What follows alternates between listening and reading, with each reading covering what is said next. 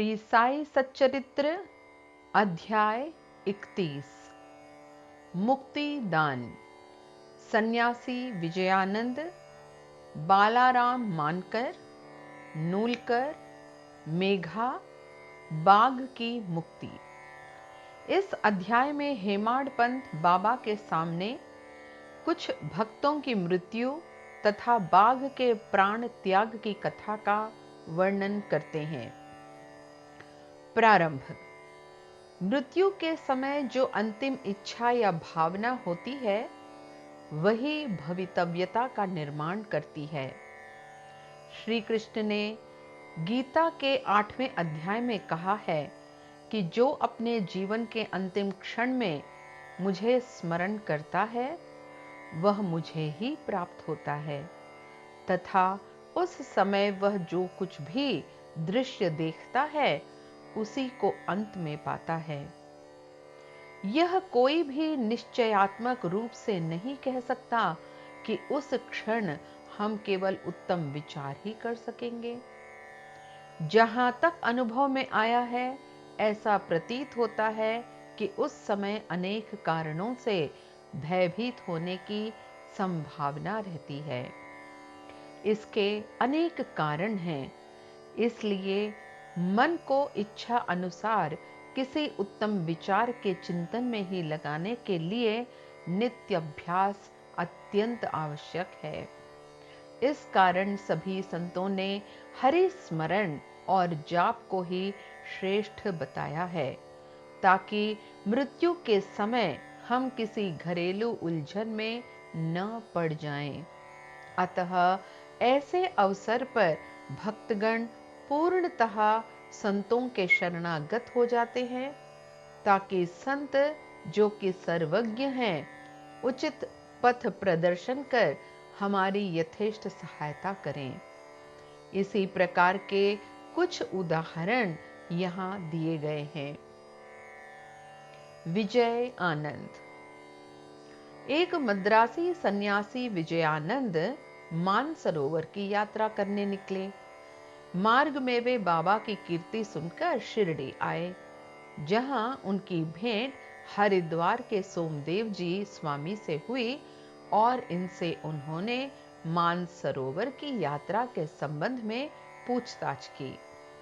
स्वामी जी ने उन्हें बताया कि मानसरोवर गंगोत्री से 500 मील उत्तर की ओर है तथा मार्ग में जो कष्ट होते हैं उनका भी उल्लेख किया, जैसे कि बर्फ की अधिकता, 50 कोस तक भाषा में भिन्नता तथा भूटान वासियों के संशयी स्वभाव जो यात्रियों को अधिक कष्ट पहुंचाया करते हैं। ये सब सुनकर सन्यासी का चित्त उदास हो गया और उसने यात्रा करने का विचार त्याग कर मस्जिद में जाकर बाबा के श्री चरणों का स्पर्श किया।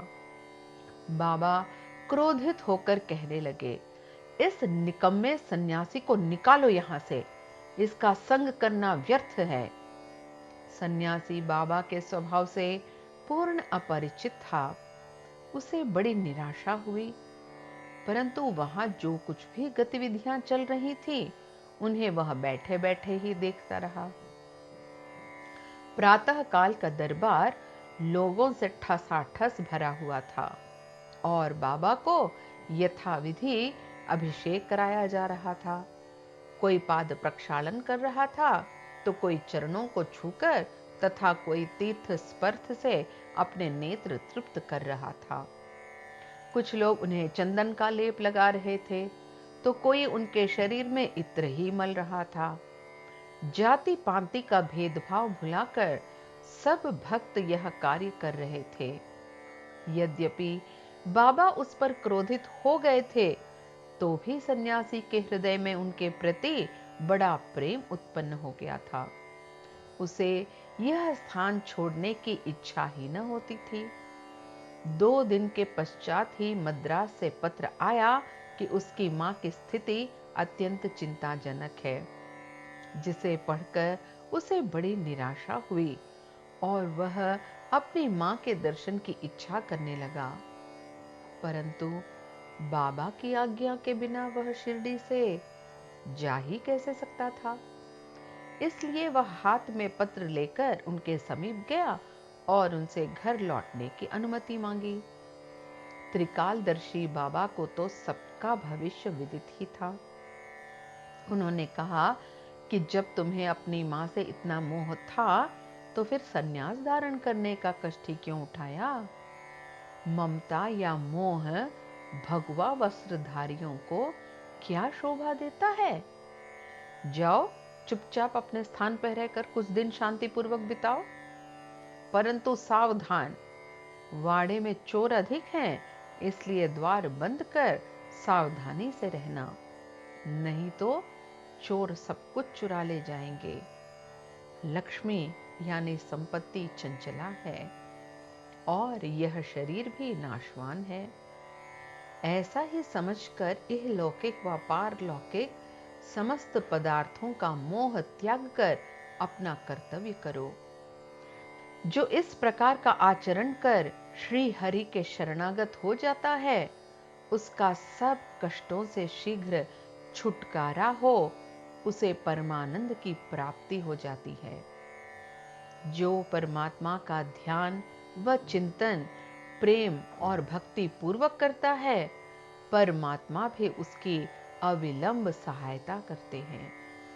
पूर्व जन्मों के शुभ संस्कारों के फलस्वरूप ही तुम यहां पहुंचे हो और अब जो कुछ मैं कहता हूं उसे ध्यान पूर्वक सुनो और अपने जीवन के अंतिम ध्येय पर विचार करो। इच्छा रहित होकर कल से भागवत का 3 सप्ताह तक पठन पाठन प्रारंभ करो। तब भगवान प्रसन्न होंगे और तुम्हारे सब दुख दूर कर देंगे। माया का आवरण दूर होकर तुम्हें शांति प्राप्त होगी। बाबा ने उसका अंतकाल समीप देखकर उसे यह उपचार बता दिया और साथ ही राम विजय पढ़ने की भी आज्ञा दी, जिससे यमराज अधिक प्रसन्न होते हैं। दूसरे दिन स्नान आदि तथा अन्य शुद्धि के कृत्य कर उसने लेंडी बाग के एकांत में बैठकर भागवत का पाठ प्रारंभ कर दिया। दूसरी बार पठन समाप्त होने पर वह बहुत थक गया और वाड़े में आकर 2 दिन ठहरा। तीसरे दिन बड़े बाबा की गोद में उसके प्राण पखेरु उड़ गए। बाबा के दर्शनों के निमित्त 1 दिन के लिए उसका शरीर संभाल कर रखने के लिए कहा। तत्पश्चात पुलिस आई और यथोचित जांच पड़ताल करने के उपरांत मृत शरीर को उठाने की आज्ञा दे दी। धार्मिक कृत्यों के साथ उसकी उपयुक्त स्थान पर समाधि बना दी गई। बाबा ने इस प्रकार सन्यासी की सहायता कर उसे सद्गति प्रदान की। बालाराम मानकर। बालाराम मानकर नामक एक गृहस्थ बाबा के परम भक्त थे। जब उनकी पत्नी का देहांत हुआ तो वे बड़े निराश हो गए और सब घर बार अपने लड़के को सौंप वे शिरडी में आकर बाबा के पास रहने लगे। उनकी भक्ति देखकर बाबा उनके जीवन की गति परिवर्तित कर देना चाहते थे। इसलिए उन्होंने उन्हें 12 रुपये देकर मच्छिंद्रगढ़ में जाकर रहने को कहा। मानकर की इच्छा उनका सानिध्य छोड़कर अन्यत्र कहीं जाने की न थी, परंतु बाबा ने उन्हें समझाया कि तुम्हारे कल्याणार्थ ही मैं यह उत्तम उपाय तुम्हें बतला रहा हूं। इसलिए वहां जाकर दिन में 3 बार प्रभु का ध्यान करो।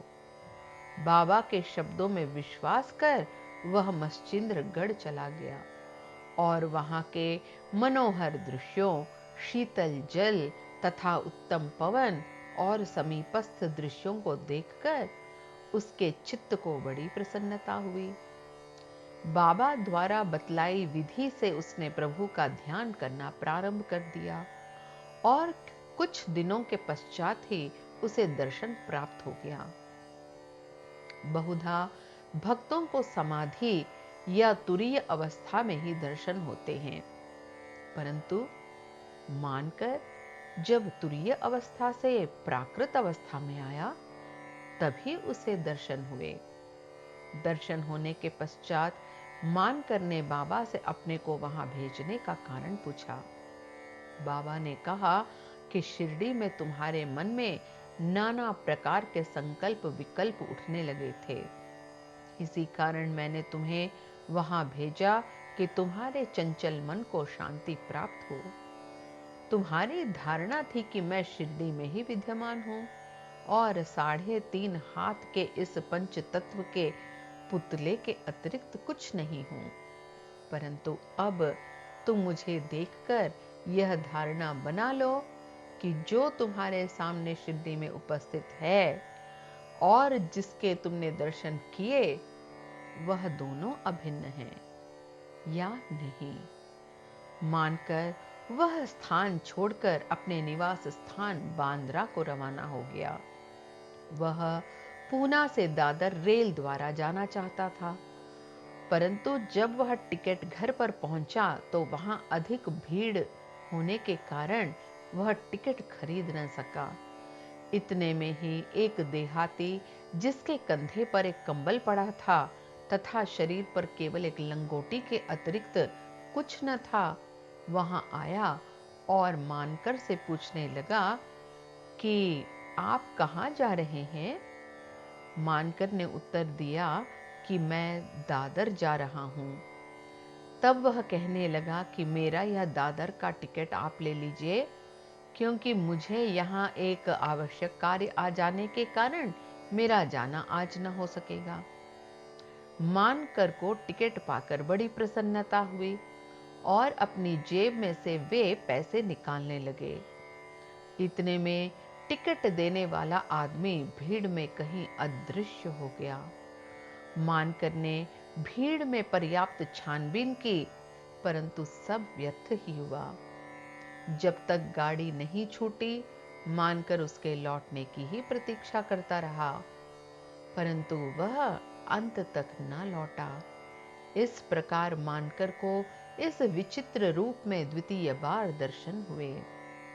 कुछ दिन अपने घर ठहरकर मानकर फिर शिरडी लौट आया और श्री चरणों में ही अपने दिन व्यतीत करने लगा। अब वह सदैव बाबा के वचनों और आज्ञा का पालन करने लगा। अंततः उस भाग्यशाली ने बाबा के सम्मुख उनका आशीर्वाद प्राप्त कर अपने प्राण त्यागे। तात्या साहेब नूलकर। हेमाड़ पंत ने तात्या साहेब नूलकर के संबंध में कोई विवरण नहीं लिखा है। केवल इतना ही लिखा है कि उनका देहांत शिरडी में हुआ था। साई लीला पत्रिका में संक्षिप्त विवरण प्रकाशित हुआ था। सन 1909 में जिस समय तात्या साहेब पंढरपुर में उप न्यायाधीश थे, उसी समय नाना साहेब चांदोरकर भी वहां के मामलतदार थे। ये दोनों आपस में बहुधा मिला करते और प्रेम पूर्वक वार्तालाप किया करते थे। तात्या साहेब संतों में अविश्वास करते थे, जबकि नाना साहेब की संतों के प्रति विशेष श्रद्धा थी। नाना साहेब ने उन्हें साईं बाबा की लीलाएं सुनाई और एक बार शिरडी जाकर बाबा का दर्शन लाभ उठाने का आग्रह भी किया। वे 2 शर्तों पर चलने को तैयार हुए। एक, उन्हें ब्राह्मण रसोइया मिलना चाहिए और दूसरा, भेंट के लिए नागपुर से उत्तम संतरे होने चाहिए। शीघ्र ही ये दोनों शर्तें पूर्ण हो गईं। नाना साहेब के पास एक ब्राह्मण नौकरी के लिए आया, जिसे उन्होंने तात्या साहेब के पास भिजवा दिया, और एक संतरे का पार्सल भी आया, जिस पर भेजने वाले का कोई पता न लिखा था। उनकी दोनों शर्तें पूरी हो गई थीं, इसलिए अब उन्हें शिरडी जाना ही पड़ा।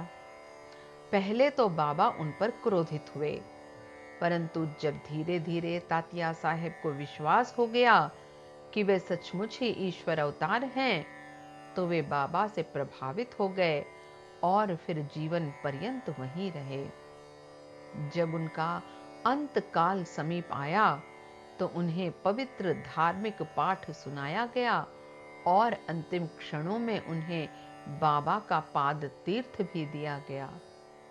उनकी मृत्यु का समाचार सुनकर बाबा बोल उठे, अरे तात्या तो आगे चला गया, अब उसका पुनः जन्म नहीं होगा। मेघा। 28वें अध्याय में मेघा की कथा का वर्णन किया जा चुका है। जब मेघा का देहांत हुआ तो सब ग्रामवासी उनकी अर्थी के साथ चले और बाबा भी उनके साथ सम्मिलित हुए तथा उन्होंने उसके मृत शरीर पर फूल बरसाए। दाह संस्कार होने के पश्चात बाबा की आंखों से आंसू गिरने लगे। एक साधारण मनुष्य के समान उनका भी हृदय दुख से विदीर्ण हो गया। उसके शरीर को फूलों से ढककर एक निकट संबंधी के सदृश रोते पीटते वे मस्जिद को लौटे। सद्गति प्रदान करते हुए अनेक संत देखने में आए हैं, परंतु बाबा की महानता अद्वितीय ही है। यहाँ तक कि बाघ सरीखा एक हिंसक पशु भी अपनी रक्षा के लिए बाबा की शरण में आया, जिसका वृत्तांत इस प्रकार है। बाघ की मुक्ति। बाबा के समाधिस्थ होने के 7 दिन पूर्व शिरडी में एक विचित्र घटना घटी। मस्जिद के सामने एक बैलगाड़ी आकर रुकी, जिस पर एक बाघ जंजीरों में बंधा हुआ था। उसका भयानक मुख गाड़ी के पीछे की ओर था। वह किसी अज्ञात पीड़ा या दर्द से दुखी था। उसके पालक 3 दरवेश थे, जो एक गांव से दूसरे गांव में जाकर उसका नित्य प्रदर्शन करते और इस प्रकार यथेष्ट द्रव्य संचय करते थे, और यही उनकी जीविकोपार्जन का एकमात्र साधन था। उन्होंने उसकी चिकित्सा के सभी प्रयत्न किए, परंतु सब कुछ व्यर्थ हुआ। कहीं से बाबा की कीर्ति उनके कानों में पड़ गई और वे बाघ को लेकर साईं दरबार में आए। हाथों से जंजीरें पकड़कर उन्होंने बाघ को मस्जिद के दरवाजे पर खड़ा कर दिया। वह स्वभावतः ही भयानक था, पर रुग्ण होने के कारण वह बेचैन था। लोग भय और आश्चर्य के साथ उसकी ओर देखने लगे। दरवेश अंदर आए और बाबा को सब हाल बताकर उनकी आज्ञा लेकर वे बाघ को उनके सामने लाए। जैसे ही वह सीढ़ियों के समीप पहुंचा, वैसे ही बाबा के तेज पुंज स्वरूप का दर्शन कर एक बार पीछे हट गया और अपनी गर्दन नीचे झुका दी। जब दोनों की दृष्टि आपस में एक हुई तो बाघ सीढ़ी पर चढ़ गया और प्रेम पूर्ण दृष्टि से बाबा की ओर निहारने लगा। उसने अपनी पूंछ हिलाकर 3 बार जमीन पर पटकी और फिर तत्क्षण ही अपने प्राण त्याग दिए। उसे मृत देखकर दरवेशी बड़े निराश और दुखी हुई। तत्पश्चात जब उन्हें बोध हुआ तो उन्होंने सोचा कि प्राणी रोगग्रस्त था और उसकी मृत्यु भी सन्निकट ही थी। चलो, उसके लिए अच्छा ही हुआ कि बाबा सरीखे महान संत के चरणों में उसे सद्गति प्राप्त हो गई। वह दरवेशियों का ऋणी था और जब वह ऋण चुक गया तो वह स्वतंत्र हो गया और जीवन के अंत में उसे साईं चरणों में सद्गति प्राप्त हुई।